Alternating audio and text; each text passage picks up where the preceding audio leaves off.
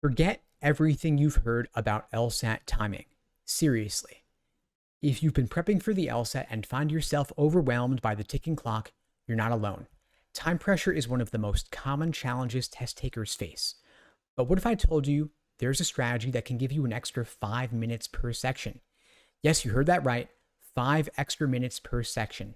Today, I'm pulling back the curtain on the timing strategy that top scorers use to conquer the LSAT, the flexible focus method. First, for those who don't know me, my name is Steve Schwartz. I've been teaching the LSAT since 2005, and I personally increased my own LSAT score from a 152 to a 175. Now let's start by addressing the elephant in the room, traditional timing advice. Most prep textbooks and courses suggest rigid time allocations, like spending exactly 1 minute and 25 seconds on each logical reasoning questions, or 8 minutes and 45 seconds on each reading comp passage. But the hard truth is that the LSAT isn't designed for a one-size-fits-all approach. Imagine you were running a marathon, but you were told to maintain the exact same pace uphill, downhill, or on flat terrain. It's ridiculous because different terrains require different strategies. But that's precisely how many people approach the LSAT. They're treating every question as if it's identical in difficulty and complexity. But the LSAT's more like an obstacle course than a standard racetrack. Each section has a variety of challenges. In logical reasoning, some questions are straightforward and you can answer them quickly, but others are more complex and require deeper analysis. In reading comp, passages vary in their subject matter and their difficulty. Some topics might be in your wheelhouse, but others could feel like a foreign language. So if you try to apply the same timing to every question, it's like using a hammer for every job. It might work sometimes, but oftentimes it's inefficient or even counterproductive. So what's the solution? The flexible focus method is a dynamic timing strategy that lets you allocate your time and energy where it counts the most. Instead of limiting you to strict timing per question, you adjust your approach based on the question's difficulty, your personal strengths and weaknesses, and the structure of each section. Now let's break down how this works in practice. First off, we want you to prioritize the easy wins. In logical reasoning, given that there's a general order of difficulty, I typically recommend that you aim to complete the first 10 questions in 10 minutes or less. The reason is that questions are from easier to harder within this section. The first 10 questions are typically more straightforward, so you can boost your confidence by knocking out these questions quickly to build your momentum. Then, by saving time on the easier questions, you build up a time bank of extra minutes to use on the tougher questions later in the section that truly need it. So you want to stay focused, read each question carefully but efficiently, and trust your instincts. If an answer choice seems obviously correct, it probably is. Don't overthink it on these first 10, and don't get stuck.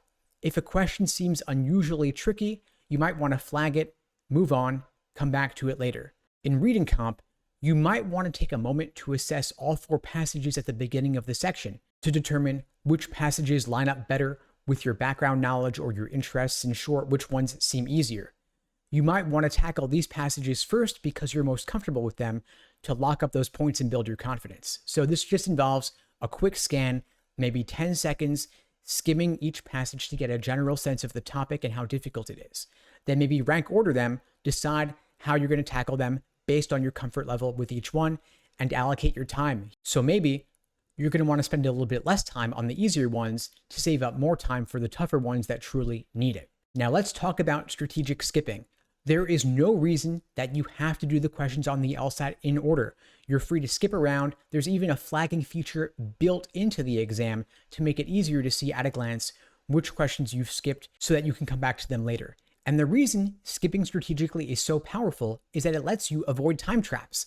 Some questions are designed to be time consuming, get you bogged down, get you stuck. We don't want you stuck in that LSAT quickstand. Every question's worth the same, so there's no reason to get overly focused on any one question. And if you get stuck, it can cause you to panic, which then impairs your ability to think clearly. And of course, the LSAT requires you to think clearly. And by focusing on questions you have a higher chance of answering correctly, you of course increase your overall score. You might also want to skip questions involving a lot of abstract language or terminology, or topics that you don't like. Like for me, it might be hard science that I just don't have a lot of prior familiarity with. In reading comp, of course, if the passage is on a topic that you find difficult, that might be a good one to consider tackling later. And just trust your gut on this. If you read a question and you feel confused or you're not sure about it, that's a good one to skip for now. Now use that flagging feature in Law Hub. It's the same feature that you'll see on LSAT test day, and keep moving forward. After you skip, focus entirely on the next question in front of you to keep your momentum up. And then of course, save up that time to return at the end of the section to revisit any questions that you flagged. Now, I mentioned earlier, building up that time bank, going faster on the easier ones, because the minutes that you save by efficiently handling the easier questions are now going to allow you to tackle the tougher questions that you flagged and skipped earlier. And so with this extra time, do a deep dive on these tougher questions. Double check your reasoning. Make sure that you've understood thoroughly all aspects of the question. Then take some time to work by elimination. Spend some time carefully considering and ruling out wrong answer choices. In logical reasoning, take the time to break down the logic of a more dense or convoluted argument. In reading comp, for those tougher inference questions that require a bit more reading between the lines, take the time to go back to specific parts of the text that support a given answer choice. For dual or comparative passages, make sure that you understand each passage thoroughly, where they overlap, where they don't, where they agree, and where they disagree. Now here's some proof that the flexible focus method works. With the traditional timing approach, rigid timing, equal time per question gives you unnecessary pressure on the tougher questions that really need the time. And if you're spending too long watching the clock, overly focused on the exact number of minutes and seconds per question, that's going to raise your stress level, increase your anxiety, which is of course going to hurt your performance. And if it causes you to rush through harder questions, that's going to lead to misreads and mistakes. In contrast, with the flexible focus method, you implement adaptive timing. So time is allocated here based on question difficulty and your own areas of personal strength and weakness. You lock up the easy questions quickly, maximizing your points early, saving time for tougher questions later that truly need it. And a more strategic and adaptive approach lets you focus less on that ticking clock, leading to more accuracy because you had more time for the difficult questions, leading you to deepen your understanding there and get more correct answers. Now, let me share the story of one of my former students. We'll call her Maya. Maya's initial challenge was that she was stuck in a score plateau in the mid 150s, despite having put in a ton of time. She was consistently running out of time on sections, especially on the tougher questions. The time pressure was raising her stress levels, which in turn affected her confidence and performance. But after she implemented the flexible focus method, she was able to prioritize the easier questions. She began aiming for 10 questions in 10 minutes in logical reasoning. She practiced strategic skipping parallel reasoning questions on the first pass. In reading comp, she started with passages related to humanities, which she felt more confident with. The outcome was improved timing. She finished the sections with time to spare for review. Her scores jumped into the high 160s on her practice tests, and that gave her a boost in her confidence because reduced anxiety led to better focus and performance. And her experience is not unique. Many test takers have broken through score plateaus by adopting this flexible strategic approach. Now, if you would like my help applying the flexible focus method to your LSAT prep on your journey to scoring a 170 or above, my team and I would be glad to help you out. At LSAT Unplugged, we offer live online classes via Zoom, on-demand video courses, small group coaching, and one-on-one coaching. And we also create a personalized day-by-day LSAT study plan for every single one of our students, helping you move on from accuracy to pacing, which is the focus of this video, of course, onto endurance during full-length timed practice tests. If you'd like to find out more, you can check out the links below to book a call with me and my team. We'd be glad to help you out. Now let's talk about how to apply the flexible focus method to each section.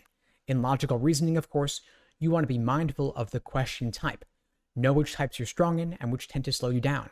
You want to monitor your time to keep track of how much time you're spending, but don't obsess over it, of course, and stay flexible. If you're ahead of schedule, use that time to double check any tricky questions, especially those that you flagged or skipped. In reading comp, you want to adjust your reading style. For more complex passages, consider a mapping approach. Know where key ideas are located rather than trying to understand every single detail up front. Take control of the order in which you approach the questions. Tackle the general global questions first, like main idea, primary purpose, and passage organization, before getting into the details. And finally, of course, create a brief map or summary of the structure of the passage to help you quickly locate information as you're solving the questions. Now, when it comes to applying the flexible focus method, students will ask me things like, won't skipping questions hurt my score? But the thing is, skipping strategically doesn't mean that you're not answering the question at all. It just means that you're not answering it at that moment. You flag it, you skip it, but you come back to it later. You're answering every question based on its priority level. Students will also ask, how do I know which questions to skip? But as you practice, as you study, as you become more familiar with the test, you'll quickly recognize which questions are time sinks, like parallel reasoning, or like questions involving more abstract language. Students will say, I'm worried that I won't be able to finish the test. But the thing is, you'll be able to finish it, you're just not approaching the questions in order. Your goal here, of course, is to maximize the number of correct answers, and that starts with locking up your easy points first. Now remember, top LSAT scorers aren't necessarily smarter than anyone else, but they are more strategic. They've mastered the art of using their time effectively. By using the flexible focus method, you're not just learning a new timing strategy, you're changing the way you approach the entire test. No more one-size-fits-all timing, no more unnecessary stress, just a smarter, more efficient way to maximize your score. Now, if you're ready to take your LSAT score to the next level, if you'd like my help on your journey to scoring a 170 or above, my team and I would be glad to help you out. You can check out the links below to find out more and to book a call with me and my team.